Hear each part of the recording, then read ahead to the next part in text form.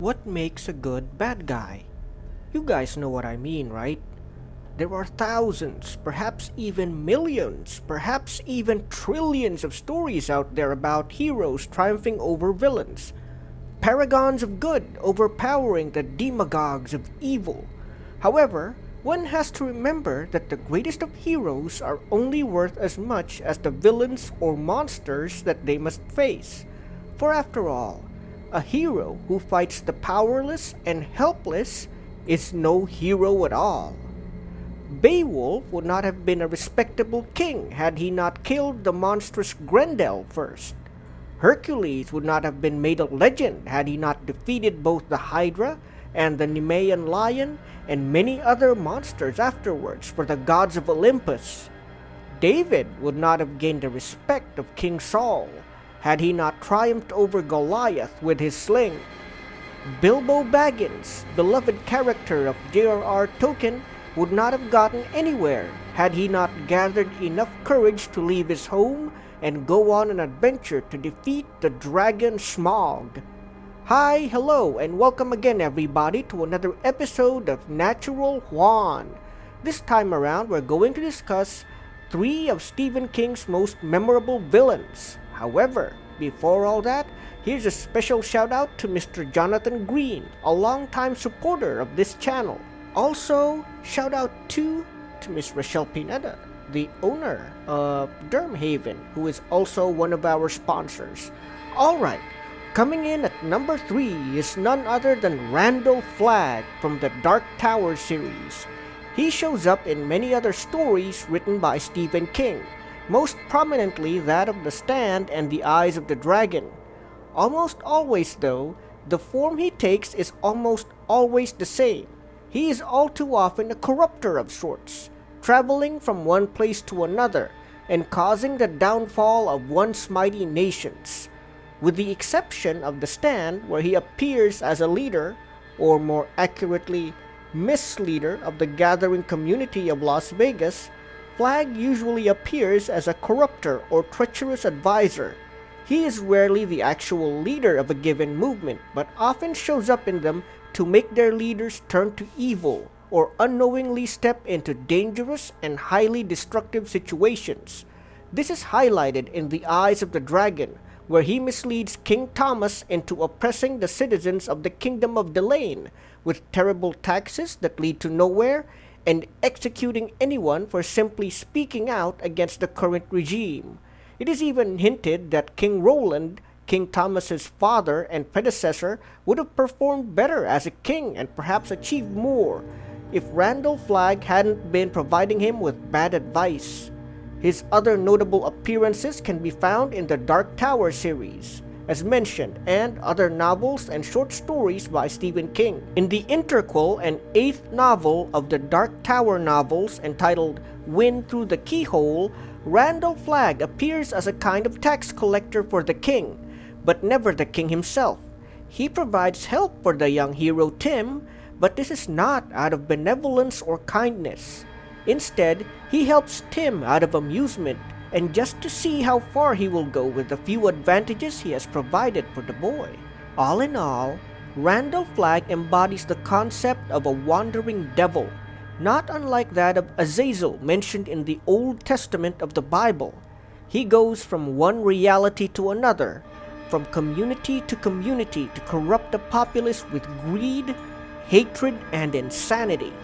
This is why he is often associated with Leland Gaunt in Needful Things, as well as the evil force in the Tommyknockers, who gives the people of Haven, Maine, near genius intelligence, but does not increase their wisdom or enlightenment.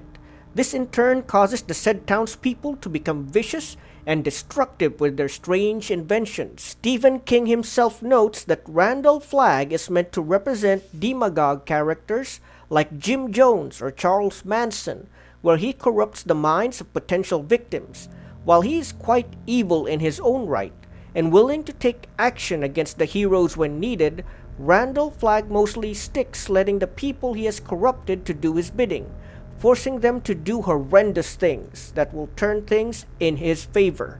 While he may be just a mortal magician, wizard, or sorcerer, It is without doubt that a lot of the terrible things that take place in the books of Stephen King can be attributed to him and the corruption that he spreads. At number 2, we have It, better known as Pennywise, the dancing clown and the doorstopper of a book. It.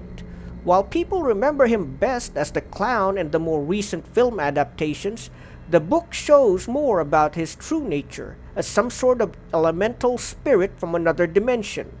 That he is a monstrous entity that devours children and terrifies people for fun by changing different forms is just the tip of the iceberg to what he really is. People who have read other stories and novels of other authors often liken him to villains like the ancient enemy from the novel Phantoms by Dean Koontz, and envy of the 7 homunculi of Full Metal Alchemist by Hiromu Arakawa. In the novel proper, he has taken the form of a werewolf, a giant eye, and a swarm of flying leeches, just to name a few.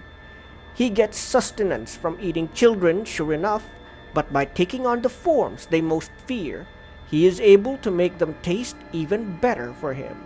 Its true form is not even the giant spider seen near the end, but is actually a vast collection of balloon-like lights simply called the Deadlights. These actually lie beyond the known universe and are hinted to be a collection of all the souls it has devoured and collected over the long millennia of its existence. That said, it is proven to be vulnerable to children whose wills are too strong for it to frighten.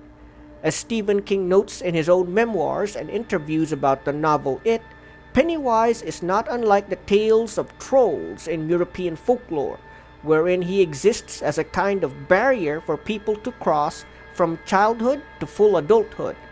Also, there is a more disturbing theory that since It or Pennywise has some sort of power over people's memories, as shown when the 7 heroes manage to defeat the titular monster, then begin to rapidly forget their adventures together, it stands to reason that It might have avatars or manifestations everywhere. That would mean that perhaps every city, town, or village in the world just might have something like Pennywise lurking beneath it, and people's memories of their encounters with the monster simply just fade over time. At number 1, who can it be but prison guard Percy Wetmore from the Green Mile? Now you might be wondering how he made it to being one of the worst villains in Stephen King's works, despite not being a supernatural monster at all. In fact, he's not even a vicious serial killer like William Wharton from the same series of books. To note, Percy Wetmore is a prison guard in the Green Mile, where he and a couple of other guards, including Paul Edgecombe and Brutus Howell, watch over death row inmates. What makes Percy particularly easy to hate is that he often talks down to, and, in some cases, brutalizes prisoners who are already going to die for their crimes.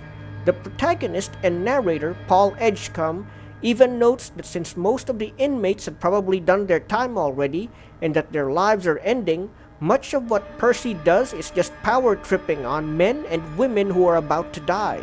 What makes things worse is that due to his relation to an American politician, specifically a governor, he remains safe from any reprimands until John Coffey himself, the otherwise gentle giant of almost angelic power, takes matters into his own hands. All in all, many fans compare Percy Wetmore to another character, Dolores Umbridge from J.K. Rowling's Harry Potter series, due to being somewhat realistic but still wholeheartedly evil. Indeed, while there is nothing supernatural about Percy Wetmore, he nonetheless cements the idea that you don't need to be a supernatural monster or bloodthirsty murderer to be evil. Beating and bullying the weak and helpless using your authority is more than enough to make a person a demon in human form. Anyway, that's it for this episode of Natural Juan. In later videos, we'll be tackling more games from my not-so-forgotten past and ideas I've come up with on my own. There will also be more narrations of various stories I've put together, as well as full introductions of settings that I have in mind for stories that I've recently created. Anyway, whatever the case, I hope you all stick around, as I'll be making a concerted effort to make more videos in the times ahead, as I have chosen to prioritize some concepts that I hope to finish soon. Also, as I continue to write stories, do check out my Wattpad works, whose links I'll be including in my videos real soon. Natural Juan, out.